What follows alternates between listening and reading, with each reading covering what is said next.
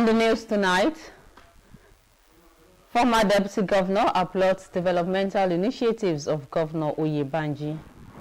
Federal Competition and Consumer Protection Commission uncovers possible manipulation of cement prices. Plus, correspondent examines adherence to traffic signs. This is the Nigerian Television Authority, NTA Ado-Ekiti News Tonight. Good evening and welcome. I am Tayo Osho. Governor Biodun Oyebanji has been applauded for his efforts in youth development and improving the welfare of pensioners and civil servants. A former deputy governor of the state, Biodun Olujimi, said this while featuring on this week's edition of the program Shetibo. Tosin Emmanuel reports. Senator Olujimi compared politics in the past with the present, noting that seeking political office today requires wisdom, knowledge, respect, and a good understanding of the people, adding that Governor Oyebanji has displayed this quality since assuming office. The former deputy governor also spoke positively about the administration of Governor Biodun Oyebanji, highlighting some of the qualities and the developments she believes have contributed to the governor's acceptance by the people, to include infrastructural and human capital development. She also advocated greater participation of women in politics, saying women can make positive contributions to leadership. Most governors, after they've been re-elected, just go to sleep. But for the first time, we have a governor who is busy commissioning, who is busy working. And we would have expected, like every other person, that he would relax and take it easy. But it means that his second term, he still will not relax, he will not relent. He will ensure that all the programs that he has laid out are all actualized and fulfilled. I believe that is the minimum we can say for Governor Oyebanji. Olujimi also explained that a defection from People's Democratic Party, PDP, to the All Progressive Congress, APC, is due to the growth of the party and confidence she has in President Bola Tinubu's long-term plan for Nigeria. She urged politicians to put the interests of the people first and demonstrate good leadership through wisdom, knowledge, respect, and commitment. In Ado-Ekiti, Tosin Emmanuel, NTA News. The excitement of sons and daughters of Ado-Ekiti was palpable as they count down to the 2026 Udiroko Festival. NTA News reports that the palace of the Iroyin of Ado-Ekiti was a beehive of activities in preparation for the celebration. Preparations are in top gear for the 2026 Udiroko Festival of Ado-Ekiti. Udiroko Festival is an annual celebration of the cultural values and heritage of the people of Ado-Ekiti, the capital of Ekiti State. It marks the beginning of the traditional new year of the ancient town. And the palace of the monarch of Ado-Ekiti, Oba Rufus Adeyemo Adejugbe, is wearing a new look with decorations everywhere, with people anticipating the celebration. And the monarch has also reached out to the people of Ado-Ekiti to come out in their numbers to be part of the celebration. We want to thank God for the grace to be alive and giving us the opportunity to carry out the instruction of our forefathers. That is, once in a year, set aside to thank God. We're using the opportunity of Udiroko to talk about the way forward, the unity of Ado-Ekiti, Ekiti State, and Nigeria as a whole. We're expecting our sons and daughters from London, from Abuja, from all over the country. We're going to be paying homage to our father, His Imperial Majesty.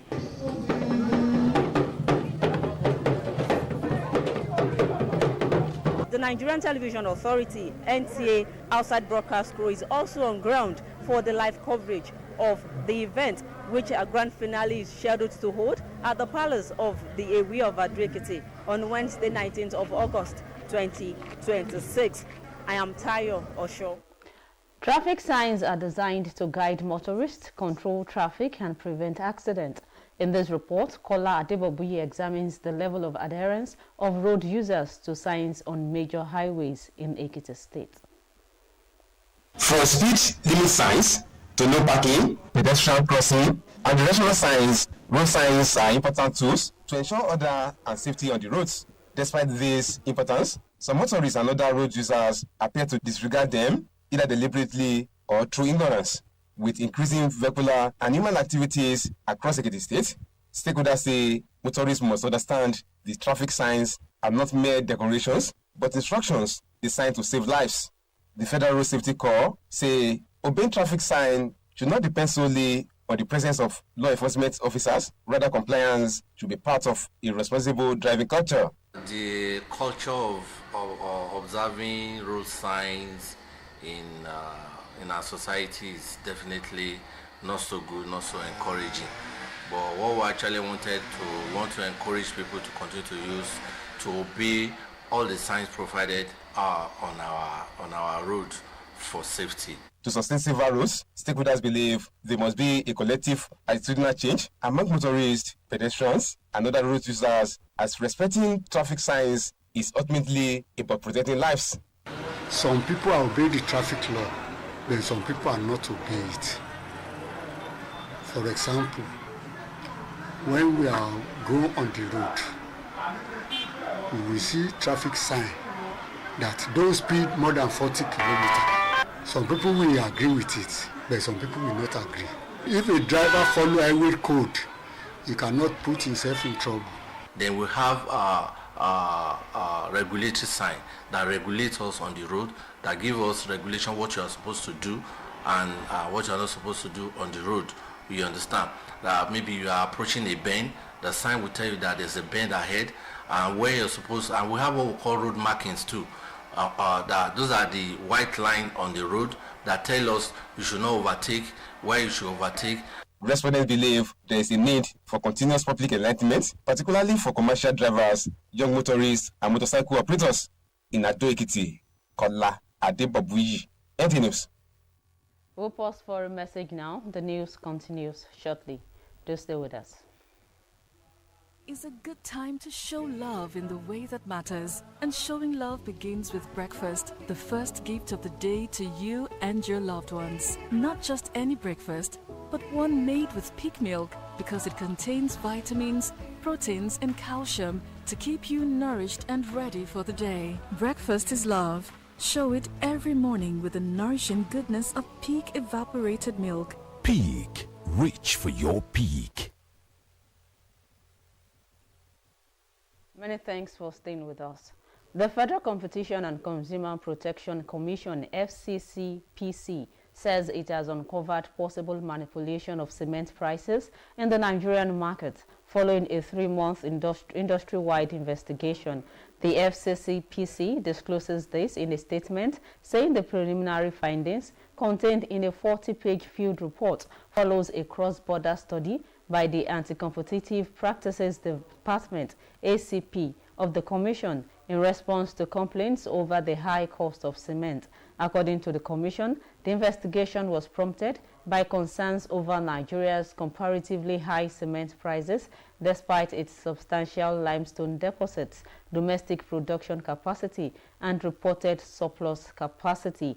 It adds that all major cement manufacturers made their records available to the Commission except one, while publicly available estimates show that 3 major undertaking accounts for more than 90% of the installed production capacity. Meanwhile, the FCCPC extended its investigation to Kenya, Tanzania, South Africa, Egypt, Morocco, and Algeria, comparing limestone availability, population, production capacity, and consumption.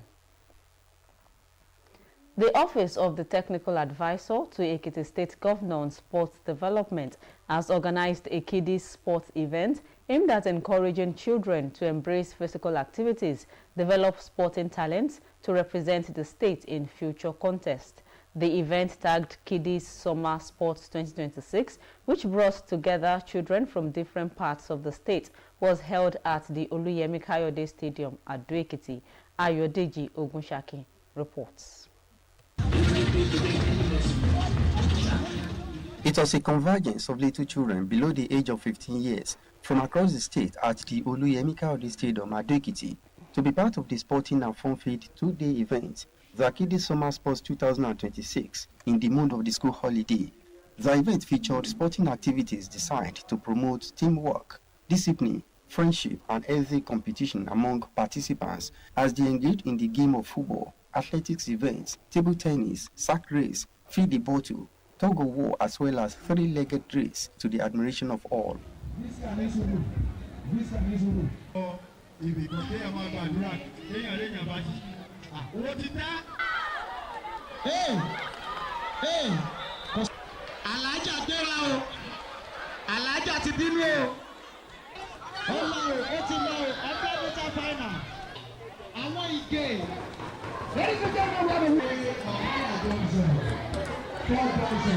The chairman Ekiti State House of Assembly Committee on Sports, Idowu Odebumi, who declared the event open, acknowledged the initiative of the technical advisor to the state governor on sports development, Olushola Oshitoba, for organizing the sporting event, saying it will not only be fun for the children, but will also serve as an avenue to discover talents.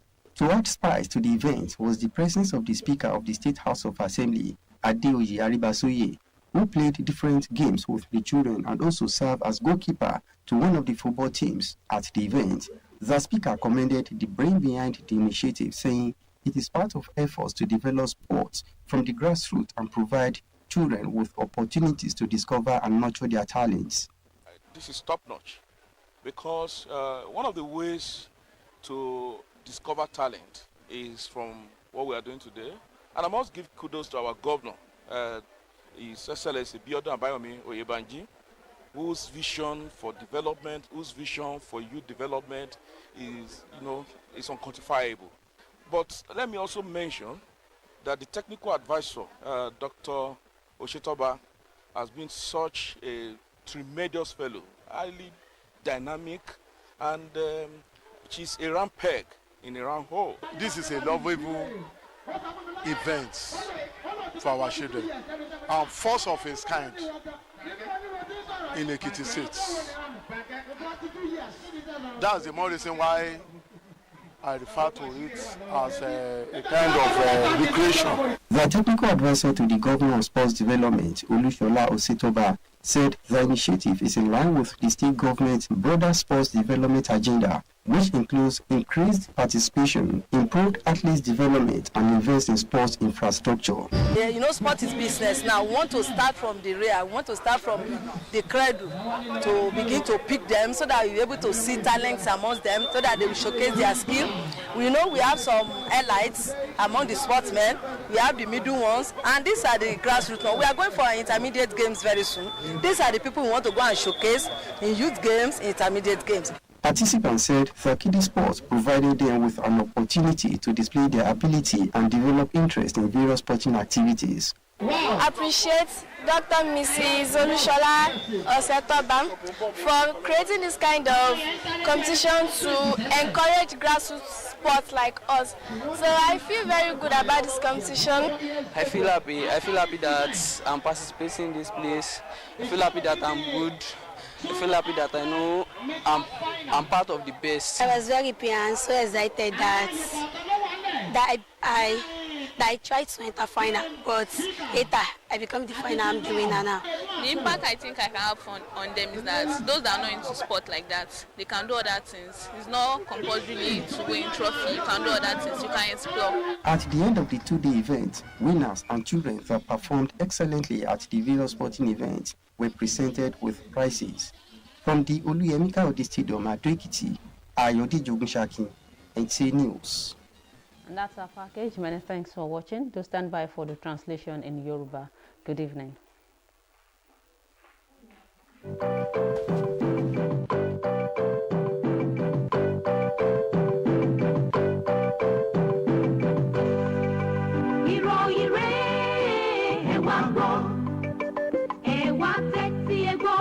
Ìròyìn tó gún régé tí kò lẹ́jà ń bá kan nínú láti iléeṣẹ́ NTA5 Adó-Èkìtì wá.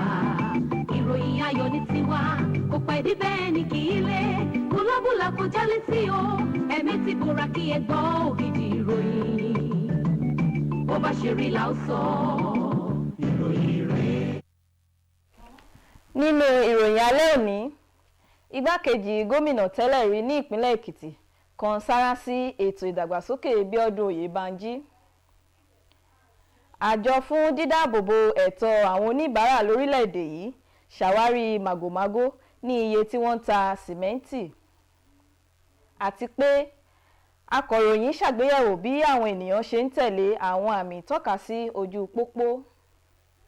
Ẹ káalẹ́, ẹ kúṣẹ́ òní, ìròyìn la mú wá fún yín láti iléeṣẹ́ NTA Adó Èkìtì, Bùnmi Adéwùmí lórúkọ tèmi. Gómìnà Bíọ́dún Oyèbánjí ni wọ́n ti gbóríyìn fún àwọn akitiyan lórí ìdàgbàsókè àwọn ọ̀dọ́ tó fi mọ́ ìgbáyégbádùn àwọn tó ti ṣiṣẹ́ fẹ̀yìntì àti àwọn òṣìṣẹ́ ìjọba. Igbákejì gómìnà tẹ́lẹ̀ rí ní ìpínlẹ̀ Èkìtì, Bíọ́dún Olújìmí, ni ó sọ eléyìí di mímọ̀ lórí ètò ọlọ́sọ̀ọ̀sẹ̀ ẹṣẹ́ ti gbọ́ ti ọ̀sẹ̀ yìí. Tósìn Emmanuel ló jábọ̀, ẹ tẹ́tí sí àtúpalẹ̀ rẹ̀. Jimmy fi òṣèlú àtijọ́ wé ti òde òní, ó sì sọ wípé wíwápọ̀ fún ipò òṣèlú lóde òní gba ọgbọ́n ìmọ̀, ìbọ̀wọ̀ fún àti òye tó tọ́ nípa àwọn ènìyàn. Ó fi kún pé gómìnà Oyèbánjí ti fi àwọn nǹkan àmúyẹ wọ̀nyí hàn láti ìgbà tí ó ti dórí ipò. Igbákejì gómìnà tẹ́lẹ̀ rí náà tún sọ̀rọ̀ rere nípa ìjọba gómìnà Oyèbánjí níbi tí ó ti tẹnu mọ́ àwọn nǹkan àmúyẹ àti àwọn ìdàgbàsókè tí ó gbàgbọ́ pé ó ṣokùnfà bí àwọn ènìyàn ṣe tẹ́wọ́ gba gómìnà náà, èyí tí ó fi mọ́ra ìpèsè ohun amáyédẹrùn àti ìdàgbàsókè ọmọnìyàn. A ní àwọn ọmọ tó fẹ́ kàwé, Ọlọ́run fẹ́ràn wa, a ní ilẹ̀ tó lọ́ràá, Ọlọ́run fẹ́ràn wa, àti wá ní àwọn gómìnà tí wọ́n mọ rírì èèyàn, tí wọ́n dẹ̀ mọ rírì ìlú and community development, tí wọ́n dẹ̀ ń ṣe pẹ̀lú gbogbo ara. Kí ló dé tá à ń rò ní pé ọ̀la gbọ́dọ̀ dá? Gbogbo àwọn ọ̀rọ̀ burúkú tó ń sọ nípa Èkìtì, gbogbo ọ̀la gbọ́dọ̀ fi sẹ́yìn, a gbọ́dọ̀ di bá a ṣe wà tẹ́lẹ̀. Ó pè fún ìkópa àwọn obìnrin ní òṣèlú, ó sì tún sọ pé àwọn obìnrin lè ṣe àfikún tó dára sí ìdarí. Olújìmí tún ṣàlàyé pé kíkúrò nínú ẹgbẹ́ òṣèlú People's Democratic Party (PDP) sí inú ẹgbẹ́ òṣèlú All Progressive Congress (APC) jẹ́ nítorí ìdàgbàsókè ẹgbẹ́ náà àti ìgbẹ́kẹ̀lé tí ó ní nínú àwọn àfojúsùn tí ààrẹ Bọ́lá Tinubu ní fún orílẹ̀-èdè Nàìjíríà.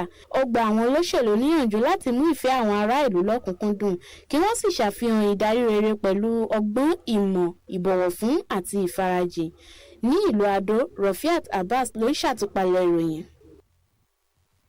Ìdùnnú àwọn ọmọ bíbí ìlú Adó Èkìtì lọ́kùnrin àti lóbìnrin ni wọ́n ṣàfihàn pẹ̀lú bí wọ́n ṣe ń múra sílẹ̀ fún ayẹyẹ òdì ìrókò ti ọdún 2026. Táyọ̀ Ọ̀ṣọ́ jábọ̀ pé ààfin Èwe Adó Èkìtì ni ó kún fún oríṣiríṣi ètò ní ìpalẹ̀mọ́ ayẹyẹ ọ̀hún. Ìpalẹ̀mọ́ ni ó ń lọ ní pẹrẹwu fún ọdún òdìrókò tọdún 2026 tó jẹ́ ayẹyẹ ìmọrírì àṣà àti ìṣe ìlú Adó Èkìtì. Bẹ́ẹ̀ ni ó tún jẹ́ ìbẹ̀rẹ̀ kájọkáṣù tuntun ní ìlú náà.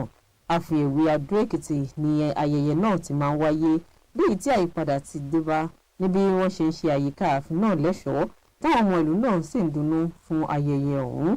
Orí adé ìlú náà, Ọba Rufus Adéyẹmọ Adéjùgbé, wá rọ àwọn ọmọ ìlú náà lọ́kùnrin àti lóbìnrin láti túyáyá jáde fún ètò náà. A dúpẹ́ lọ́wọ́ Ọlọ́run fún àǹfààní àti orí ọ̀fẹ́ tá a tó ní lọ́dún yìí pé ìdúrókò ọdún yìí tó bá aláyé ó bá aláyé láàyè bí àwọn baba ńlá wa ti sọ fún wa pé lẹ́ẹ̀kan lọ́dún a gbọ́dọ̀ máa ṣe ìdúrókò yìí láti máa ṣe ìrántí bí wọ́n débí nígbà wọn ti fi ìfẹ́ lẹ̀. Ọdún ìdúrókò jẹ́ ọdún tó máa ń múnú wa tó sì jẹ́ kí ìṣọ̀kan wà ní ìlú wa. Àwọn olóyè Ewin Council, àwọn ọmọ ọba, aráàlú, àwọn ọ̀rẹ́ wa, gbogbo wọn ni wọ́n máa wá síbí lọ́la táàjọ máa ṣe àṣeyẹ àti àjọyọ̀. Ikọ̀ ìgbóhùnsáfẹ́fẹ́ bí ètò ṣe ń lọ tí iléeṣẹ́ NTA náà ni ó wà ní sẹpẹ́ láti máa mú ètò náà wá fún ìgbádùn àwọn ará ìlú níbi ó ṣe ń lọ. Àṣekágbá ayẹyẹ òdìrókò tọdún 2026 ní ó wáyé lọ́la ọjọ́ 19 oṣù kẹjọ ọdún yìí nílùú Adó Èkìtì. Táyọ̀ Ọ̀ṣọ́ fún ìròyìn NTA. Àwọn àmì ìtọ́kasọ́nà ni wọ́n ṣe láti máa tọ́ àwọn awakọ̀ sọ́nà, ṣàkóso àwọn arìnrìn-àjò àti dín ìjàmbá ọkọ̀ ojú pópó kù. Nínú ìròyìn yìí, Kọ́lá Adébọ̀búyì ṣàgbéyẹ̀wò ìwà àwọn òǹlọ̀nà látàrí bí wọ́n ṣe ń tẹ̀lé àwọn àmì wọ̀nyí ní àwọn ojú pópónà ní ìpínlẹ̀ Èkìtì. Ẹ tẹ́tí sí àtúpalẹ̀ rẹ̀. Bẹ̀rẹ̀ láti ara àmì máṣáréjù títí dé ẹ̀gbọ́n ọkọ̀ tì síbí àti kíkọjá àwọn afẹsẹ̀rìn pẹ̀lú onírúurú àmì tí ó ń tọ́ wọn sọ́nà. Àwọn àmì lójú ọ̀nà ni ó jẹ́ èyí tí ó ṣe pàtàkì láti lè mú kí ààbò ó wà lójú pópó. Bó tilẹ̀ jẹ́ pé èyí ló ṣe pàtàkì, àwọn awakọ̀ àti òǹlò ọ̀nà nípínlẹ̀ Èkìtì yóò dàbẹ́ ni pé wọ́n ń tàpá sí àwọn àkàlẹ̀ yìí, bóyá ni wọ́n mọ̀ tàbí bóyá wọ́n mọ̀ nípa rẹ̀ ni. Pẹ̀lú bí ọkọ̀ ṣe wá ń pọ̀ láàrin ìgboro káàkiri ìpínlẹ̀ Èkìtì, àwọn awakọ̀ ni àwọn tọ́rọ̀ kàn wọ́n ní wọ́n ní ó yẹ kí wọ́n mọ àwọn àmì wọ̀nyí kíkàn ṣe wípé ó wà fún láti ṣe ojú lẹ́ṣọ̀ọ́ lásán, ṣùgbọ́n láti tọ́ wọn sọ́nà lójú pópó ni. Àjọ ẹ̀ṣọ́ ojú pópónà ni wọ́n ní pé à ń tẹ̀lé àwọn àmì wọ̀nyí ní gbọ́dọ̀ jẹ́ èyí tí wọ́n fi tipátipá fáwọn èèyàn láti ṣe, ṣùgbọ́n wọ́n ní láti ní lérò láti rí i pé wọ́n máa ṣe kó di bárakú fún wọn. Àwọn àmì àti àpẹẹrẹ tó wà lójú ọ̀nà ó jẹ́ àwọn ìgbésẹ̀ tí ìjọba gbé láti rí i pé àwọn awakọ̀ wa wọ́n rí àwọn àmì yìí kí wọ́n dẹ̀ observe ẹ̀ láti máa òbí ẹ̀, because tí a bá ń òbí àwọn àmì àti àpẹẹrẹ tó wà lójú ọ̀nà yìí ó ń jẹ́ kí ìjàmbá ọkọ̀ kó dẹ́kun, and then ó dẹ̀ ń jẹ́ kí nǹkan lọ ní ìrọ̀wọ́rọsẹ̀ ní ibi tí ọkọ̀ bá ti pọ̀ lójú pópó. Láti lè wá mú kí ètò ààbò kó wà lójú pópónà, àwọn tọ́rọ̀ kàn gbọ̀ngbọ̀n ló gbàgbọ́ wípé àwọn èèyàn gbọ́dọ̀ ní ìyípadà ọkàn sí bí ó ṣe yẹ kí wọ́n máa lo àwọn àmì tí wọ́n gbé kalẹ̀ láwọn ọ̀nà wọ̀nyí láti àti lè dáàbò bo ẹ̀mí wọn. Àmì lójú pópó fún àǹfààní ara wa ni, torí pé tí ò bá sámì lójú pópó, ibi tó yẹ kó dúró ò ní mọ̀, ibi tó yẹ kó máa lọ ò ní mọ̀. Ètò àdúpẹ́ lọ́wọ́ ìjọba pé wọ́n fi àmì sójú pópó fún èèyàn tó bá kíáfù tó dẹ̀ nífẹ̀ẹ́ ara ẹ̀. Àdébòmíì wọ́n á sọ fún ẹ pé mọ́ ò fatigue, wà á ti rí níbẹ̀. Wọ́n á sọ fún ẹ pé ó kéré bí o 40 speed ní kó gbé, wà á gbé, ṣùgbọ́n àwọn nǹkan wọ̀nyí a ò kì í sábà tẹ̀lé, ìyẹn máa ń fún wa níṣòro. Ẹlòmíì máa rí pé ó kúrò ní páàkì ńsìnyí, ó ń sáré, orin iná ti dá dúró, ó dìsa láti má dúró fún iná, but ẹni tó dẹ̀ ń pọ̀ ní the other side, iná ti ní kó máa lọ, ẹni ẹ̀ dẹ̀ ń lọ, before you know it crash àṣẹlẹ̀, ó dẹ̀ ti ń fa a lot of ti àwọn èèyàn tó ti kú ní ipasẹ̀ eléyìí. Àwọn tó bá ikọ̀ ìrora sọ̀rọ̀ ló ní ó ṣe pàtàkì láti dá àwọn èèyàn lẹ́kọ̀ọ́, pàápàá jùlọ àwọn awakọ̀ èrò àti àwọn ọ̀dọ́ langba tó ń wa ọkọ̀ pẹ̀lú àwọn ọlọ́kadà láti lè rí wípé wọ́n mọ̀ pàtàkì àwọn àmì wọ̀nyí lójú pópónà. Kẹ́hìndé Dúródọlá ló ṣàtúpalẹ̀ ìròyìn. Àjọ fún dídáàbòbò ẹ̀tọ́ àwọn oníbàárà lórílẹ̀‐èdè Nàìjíríà yìí sọ wípé wọ́n ti rí wípé ó ṣeéṣe kí wọ́n máa ṣe màgòmágò iye owó sìmẹ́ǹtì ní orílẹ̀‐èdè yìí látàrí àyẹ̀wò lóṣù mẹ́ta tí wọ́n ṣe. Àjọ ọ̀hún ní àtẹ̀jáde kan sọ wípé ìwádìí tí wọ́n ṣe lórí bí sìmẹ́ǹtì ṣe gbówó lórí, àjọ ọ̀hún ni ó wòye wípé orílẹ̀‐èdè Nàìjíríà ni ó ti ní ọ̀pọ̀ limestone tí kò sì yẹ kí sìmẹ́ǹtì tí wọ́n ṣe lórílẹ̀‐èdè yìí kí ó wọ́n ju bí ó ṣe yẹ. Ó fi kún ọ̀rọ̀ rẹ̀ wípé àwọn ilé-iṣẹ́ kan gbòógì tí wọ́n ṣe àwọn sìmẹ́ǹtì ni ó fi àkọọ́lẹ̀ wọn ṣọwọ́ sí àjọ náà, àyàfi ilé-iṣẹ́ kan tí àkọọ́lẹ̀ fi hàn wípé àsùnwọ̀n ìfowópamọ́ mẹ́ta tí wọ́n ní ni ó ti ju ìdá 90% ohun tí wọ́n ń pèsè lọ.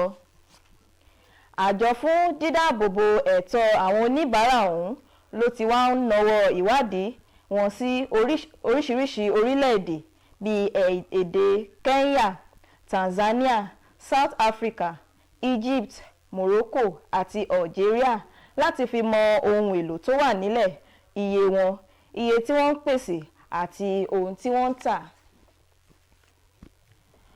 Olùbádámọ̀ràn sí gómìnà lórí ìdàgbàsókè eré ìdárayá ní ìpínlẹ̀ Èkìtì ti ṣàgbékalẹ̀ eré ìdárayá fún àwọn ọmọdé ní àfojúsùn láti gba àwọn ọmọdé níyànjú láti máa kópa nínú eré ìdárayá kí wọ́n sì lè ṣàwárí àwọn ẹ̀bùn eré ìdárayá tí ó sì lè jẹ́ kán ṣojú ìpínlẹ̀ Èkìtì ní ìdíje ọjọ́ iwájú. àgbékalẹ̀ ọ̀hún tí wọ́n pè ní Kiddies Summer Sport 2026 ni ó kó àwọn ọmọdé láti oríṣiríṣi agbègbè ní ìpínlẹ̀ Èkìtì papọ̀ léyìí tí ó wáyé ní pápá ìṣeré Olúyẹmí Káyọ̀dé ní ìlú Adó Èkìtì. Ayọ̀dèjì Ògúnṣakin ló má bọ̀ rẹ̀ wá, ẹ tẹ́tí sí àtúpalẹ̀ rẹ̀. ó jẹ́ àkójọpọ̀ àwọn ògo ẹrẹ tí ọjọ́ orí wọn wà ní ọdún márùndín ní ogún káàkiri ìpínlẹ̀ yìí tí wọ́n kóra jọpọ̀ ní pápá ìṣeré Olúyẹmí Káyọ̀dé nílùú Adó Èkìtì láti jẹ́ alábàápín nínú ìdíje àti ìgbádùn ọlọ́jọ́ méjì fún àwọn ògo ẹrẹ léyìí tí wọ́n pè ní ìdíje ògo ẹrẹ tọdún 2026 lásìkò ìsinmi. Níbi ìdíje náà ni wọ́n ti ṣe àfihàn ìdíje léyìí tó wà fún ìgbélárugẹ ìfìmọ̀ṣọ̀kan ìkóraẹni ní ìjánu, wíwà ní ìrẹ́pọ̀ àti ìdíje láàrin ara wọn. Níbi wọ́n ṣe kópa nínú ìdíje bọ́ọ̀lù àfẹsẹ̀gbá, eré orí pápá, eré ẹ̀yìn tábìlì gbígbá, sísáré inú àpò, bíbu omi kúnú ìgò àti jíjà ìjàngbara.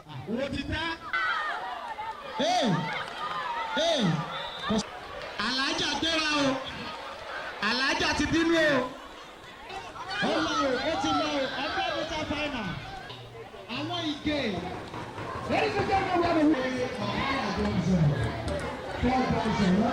Alága ilé-ìgbìmọ̀ aṣòfin fún ọ̀rọ̀ eré ìdárayá Ìdòwú Ọdẹ́bùnmi tí ó kéde ìdíje náà bó bẹ̀rẹ̀ ni ó ní ó sì sàdánkátà olùbádámọ̀ràn pàtàkì sí gómìnà lọ́rọ̀ eré ìdárayá Olúṣọlá Òṣètọ́ba fún bí ó ṣe gbé ètò ọ̀hún kalẹ̀ léyìí tó ní yóò ràn wọ́n lọ́wọ́ àti ṣe àwárí àwọn tó lẹ́bùn eré ìdárayá láàrin àwọn ọmọ wẹ́wẹ́ náà. Ohun tó wá pakun adùn ìdíje ọ̀hún ni dídé olórí ilé-ìgbìmọ̀ aṣòfin ìpínlẹ̀ Èkìtì Adéyè Àríbàsóyè, ẹni tí òun náà kópa pẹ̀lú àwọn ògo wẹrẹ náà nínú ìdíje tí ó tún ṣọ́lé fún ikọ̀ agbábọ́ọ̀lù àwọn ọmọ ọ̀hún. Orí ilé-ìgbìmọ̀ aṣòfin ni ó sì sàdánkátà ẹni tó gbé ètò náà kalẹ̀ léyìí tí ó ní ó jẹ́ akitiyan àti mú kí ìdàgbàsókè kó bá eré ìdárayá láwọn ìgbèríko tí ó sì tún fún àwọn ògo wẹrẹ náà láǹfààní àti lè tètè mọ ẹ̀bùn tí wọ́n ní kí wọ́n sì lè bomirin wọn. Olùbádámọ̀ràn pàtàkì sí gómìnà lọ́rọ̀ eré ìdárayá Olúṣọlá Òṣètọ́ba ló ní wọ́n gbé ètò náà kalẹ̀ ní ìbámu pẹ̀lú àfojúsùn ìjọba tó ń bẹ lóde yìí láti mú kí eré ìdárayá kó di àwọn náà gáwò àti láti lè rí i pé àwọn tó ń kópa nínú rẹ̀ ó jẹ́ èyí tí ó pọ̀ ní ẹ̀ka gbogbo. Àwọn tó kópa ọ̀hún ni wọ́n ní ó fún wọn láǹfààní àti jẹ́wọ́ bí wọ́n ṣe tó sì tún mú kí wọ́n tún ní ìfẹ́ sí nínú eré ìdárayá tó ń yàn láàyò. Lẹ́yìn ìdíje ọlọ́jọ́ méjì náà ni wọ́n fún àwọn ọmọ tí ó ṣe dáadáa ní ẹ̀yìn ìdíje ọ̀hún ní àmì ẹ̀yẹ. Kẹ́hìndé Dúródọlá ló ṣàtúpalẹ̀ ìròyìn. A ò ní rí jù báyìí lọ nínú ìròyìn ta lónìí. Ẹ darapọ̀ mọ́ wa lọ́la fún ẹ̀kúnrẹ́rẹ́ ìròyìn mìíràn. Oorun ayọ̀ la ó sùn.